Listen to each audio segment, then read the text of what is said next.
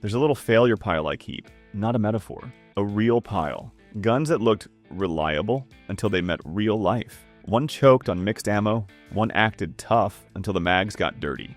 One ran clean all day, then got stupid after heat. One only showed its teeth when I shot weak hand with a lazy grip. That's the stuff nobody puts in the brochure. So I stopped arguing online and made a rule I actually follow. One stoppage and you're out. No. Maybe it was the ammo. No. Break-in period. No second chances. Same drills, same timer, no excuses left to hide behind, mixed ammo, junk mags, dry/dirty runs, heat then cold, weak hand strings, rushed reloads with mags bouncing off gravel. I wasn't hunting perfect groups. I was hunting boring. Only 7 pistols cleared all of that with 0 failures. And one of them made me bench a damn legend I trusted for years. I'll tell you what failed too, just not yet.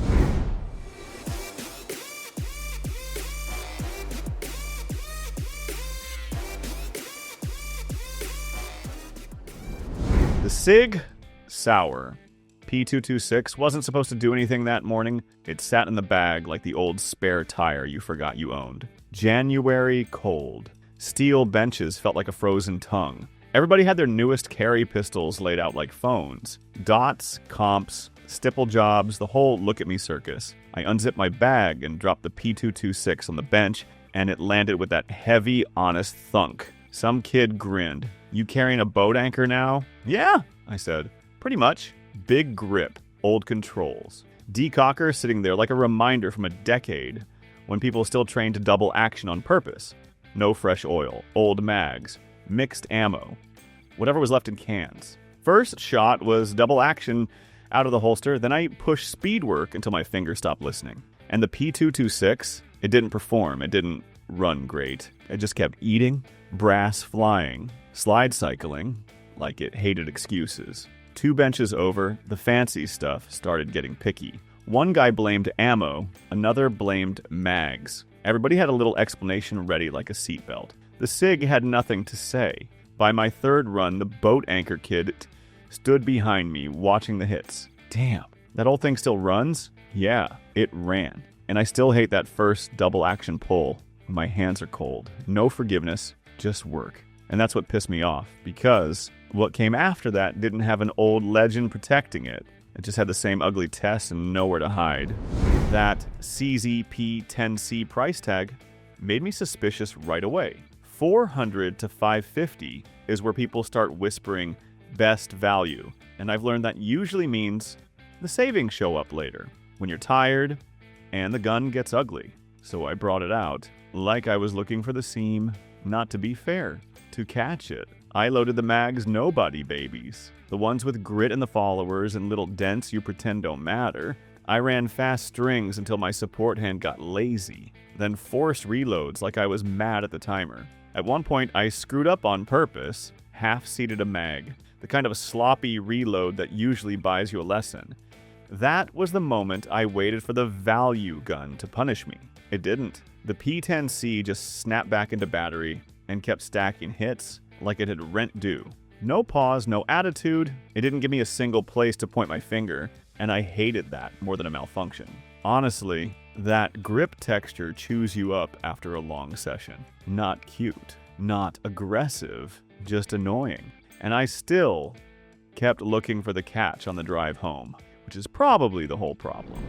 I was already mad at myself for bringing the Beretta PX4 Storm. That rotating barrel and that weird swollen shape always screamed gimmick to me. Like it was designed by a guy who wanted to be different more than he wanted to be right. I packed it because I wanted a clean excuse to toss it in the failure pile and never hear about it again. Texas heat, 102, and the wind blew dust like it had a job. Sweat had my shirt glued to me, and the PX4 sat in appendix with that odd balance that never feels settled. Standing is fine, moving is fine. The second you start doing real-life body positions, bend, twist, sit, pop back up, your draw timing gets weird. That was the pressure, not will it run? Will it stay usable when I'm not in a perfect stance? I sprinted to the line, hands slick, yanked a reload like I was angry at the world, and drove fast pairs until my sight picture turned into a suggestion. That was where weird guns usually start charging rent. The PX4 never sent the bill. The PX4 stayed smooth when everything else felt sharp. Recoil didn't spike when my grip got lazy. The rotating barrel kept it tracking, flatter than it has any right to, even with sweat and grit working against me. The longer I pushed, the more it felt like it was taking excuses away from me on purpose. Still true, it rides strange in appendix. That balance makes me regrip more than I should, and I hated the part where it earned respect anyway. It was early March, late afternoon at an indoor lane, one of those places where the air already felt used up, and the fluorescent lights made every target look flatter than it was. I stayed longer than I meant to, which is exactly when timing got slippery. Not bad enough to quit, just bad enough to start lying to yourself. I pulled out the Walther PDP full size, expecting a normal modern pistol and a normal session. That lasted about 2 mags. The trigger was too cooperative. The reset came back like it was chasing my finger. The gun settled so fast I started shooting faster than my brain caught up. And that's a dangerous kind of confidence. The kind that shows up early and makes you feel good before you earned it. Then came the moment. Fast string. Sight bobbled, and my finger started moving anyway. Half a heartbeat of hesitation right on the wall. Me stopping myself mid-press, like, oh hell no, not like that. I stepped back from the bench and stared at the PDP, like it owed me an explanation. So I ran it 2 ways. One run slow and disciplined, one run pushed hard. The hit stayed honest both times. It didn't get weird, it didn't wander, it didn't hand me a clean excuse. That trigger can make you outrun your own sights when you're tired. It feels like permission. And what came after that wasn't about easy anymore. It was about trusting something new when you didn't have years to hide behind. The Ruger RM didn't get a story from me at first. It got paperwork. Tuesday night at the kitchen table, I wrote RXM at the top of a yellow legal pad, like I was opening a case file. Dates. Mags numbered with a Sharpie. Ammo notes. Round counts. Because old guns get to carry a reputation, new guns get a clipboard. That next afternoon at the range, I set the pad on the bench, like it mattered more than the gun. People think that's crazy, but new platform means there's nowhere to hide. No history, no excuses, just a clean record, or a problem you can point at. Halfway through, I caught myself doing the thing I hate, staring at the ejection patterns like I was waiting for the internet to be right. I stopped, looked down at the paper, pen in hand, ready to circle something. And I had nothing. No note. No little warning. Just more check marks and my own irritation, because the RXM didn't give me a single place to blame. It kept resetting the argument back to 0. This isn't old gun trust. This is probation, and it stayed clean under a clipboard. Being new means the holster and parts world still feels uneven. You end up hunting, and after a newcomer survives paperwork, the next standard turns nasty, because the Glock 19 Gen 5 doesn't get credit. It gets judged. I tried to cut the Glock 19 Gen 5 from this list.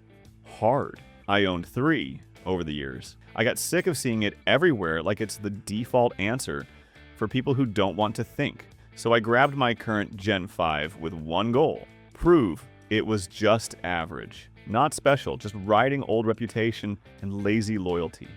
Late spring, outdoor range near Canyon Lake. Sun straight overhead and mean about it. Heat shimmer off the gravel.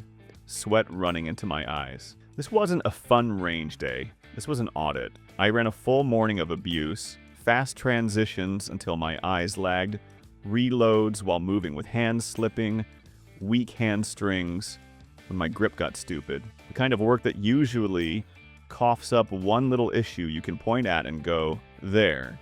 That's why it's off the list. The Glock refused to give me that. At one point, I stopped, pissed off, because I realized I wasn't testing it anymore. I was testing my own patience. I wanted a reason. The Gen 5 gave me nothing to blame. It just kept doing exactly what it always does.